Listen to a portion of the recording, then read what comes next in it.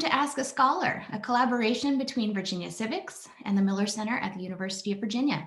I'm Jen Patia Howell, the co-executive director of Virginia Civics, a nonpartisan, nonprofit organization that promotes constitutional literacy, critical thinking, and civic engagement, empowering the next and now generation of leaders in Virginia. With Ask the Scholar, students and teachers are in control. You ask the questions, and Miller Center experts are here to give you their take on the answers. With me today is Professor Barbara Perry, the Gerald L. Baliles Professor and Director of Presidential Studies at the Miller Center. Professor Perry, welcome to Ask the Scholar. Would you introduce yourself to our viewers and tell us a bit about the Miller Center? Sure, would be happy to. Thank you, Jen, and thank you to Virginia Civics for having me. And thank you so much for this important work that you do. I'm just delighted to join you and to be able to answer questions today. As you say, I'm at the University of Virginia's Miller Center, where I head up the Presidential Studies section, as well as co-chair the Presidential Oral History Program. And I came to the Miller Center about a decade ago to participate in one of its primary programs, which is called the Presidential Oral History Program. The Miller Center has done oral histories of presidents going back to Gerald Ford and coming right up to the present. So we are engaged in doing oral histories for the Obama project, and we hope to do a Trump project as well. We also do presidential recordings. So we take recordings that presidents began making really with FDR, but particularly coming on strong with John F. Kennedy, Nixon, and Johnson. And our scholars go through those, and those are available to students and teachers on our website. And particularly for our website, we focus on the Constitution and the presidency and public policy. Teachers and students might like to know, if they don't already, about our American President portion of our website, which has essays and primary sources on every single one of the presidents. So we welcome everyone to come to www.millercenter.org and check that out.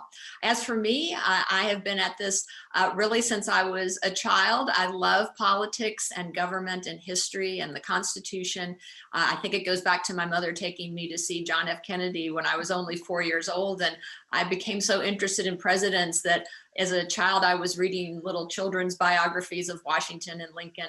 And that really carried me through all the way into college, where I majored in political science and began studying the Constitution, especially with a year-long course on constitutional history. And then made that part of my program at the University of Oxford, where I did a master's degree, and at the University of Virginia, where I did my doctorate.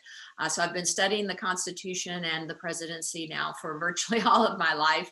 And one of the high points of that was in the mid-1990s, I did a fellowship at the US Supreme Court. So I got to spend an entire year working there, helping to write speeches with the then Chief Justice William Rehnquist, bringing dignitaries from around the world to tell them about our system and about our courts, listening to oral arguments, and studying the court and the justices, and have written pretty extensively on that as well. Wonderful. Well, it's great to have you here. We're going to jump right in. So our question today is from Andrew. Andrew is a senior at Glen Allen High School, and he asks, what impact has incorporation had on federalism and states' rights? Great question, Andrew, and a very sophisticated one. I'm sure that you know, but just to make sure that others, we can start out with the basics, that incorporation, as it refers to the Constitution, means the application of the US Bill of Rights to the states. And thus, I'm sure your question about how does it have an impact on the states and federalism. So what we want to remember is, if you look at the US Constitution, the first word of the Bill of Rights, the First Amendment, is Congress. Congress shall make no law, indicating that the founders, and particularly James Madison, who added the Bill of Rights to the Constitution, meant for it to apply to limits of power of the federal government as how it could approach and reach individuals. But as time went on, with the addition of more amendments, particularly the 14th Amendment in 1868 after the Civil War, it was used as a vehicle by the Supreme Court starting in the late 1800s to apply the US Bill of Rights, the federal Bill of Rights, to the states, and to limit what states could do to individuals in terms of violating their individual rights. And so there are several approaches to incorporation. One that was used by most of the justices on the Supreme Court was called a case-by-case approach. That is, that as cases came to the court asking it, the US Supreme Court, to apply a provision of the Bill of Rights against state governments and state police and local police, for example, the court would choose to do that on this case-by-case basis. Over time, as we come up to the present then, almost all of the entire Bill of Rights, from Amendments 1 through 9 and 10, have been applied to the states. And so there was a concept early on among justices called total incorporation, where they said, why don't we just say outright in one case that all the Bill of Rights will apply to the states and limit what the states can do to individuals in violating their rights? No majority of the court ever accepted that. And then there was even a concept called total incorporation plus, and that was a concept of looking at the 9th Amendment, which says that just because a right isn't mentioned in the Bill of Rights doesn't mean that people don't have it and that the court can develop that. And so it did with something like the right of privacy, for example. Again, that was a bridge too far for most of the justices. They never embraced total incorporation plus. But to the heart of Andrew's question of how does this process impact states? Well, you can imagine if there are limitations on what the federal government can do to us in trying to protect our individual rights against government usurpation, it has the same limiting factor then on states and what state governments can do to us and what, again, police can do to us, at least in theory. You know, we know that people's rights aren't always protected, and sometimes you have to go to court to try to get those rights protected. But it does mean that the federal government then has the final say over what states can do to people in most instances. Now, some people who believe in states' rights say, well, that's wrong. You know, we shouldn't have the federal government telling states what to do.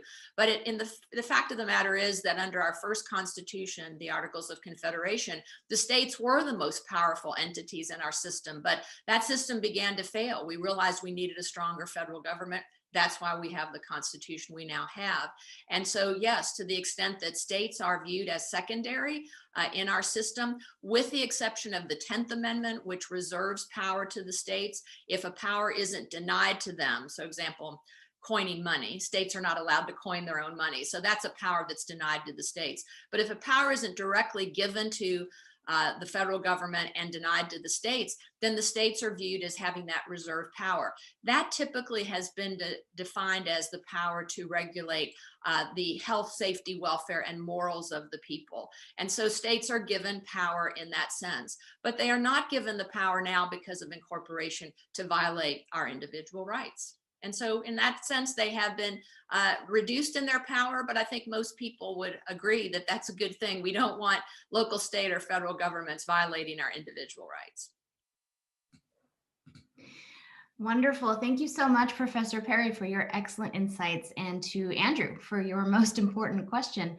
If you have a burning constitutional question, just let us know. You can submit your questions at vacivics.org/askascholar. On behalf of Virginia Civics and the Miller Center, thanks for watching. Keep the questions coming and let's keep the conversation going.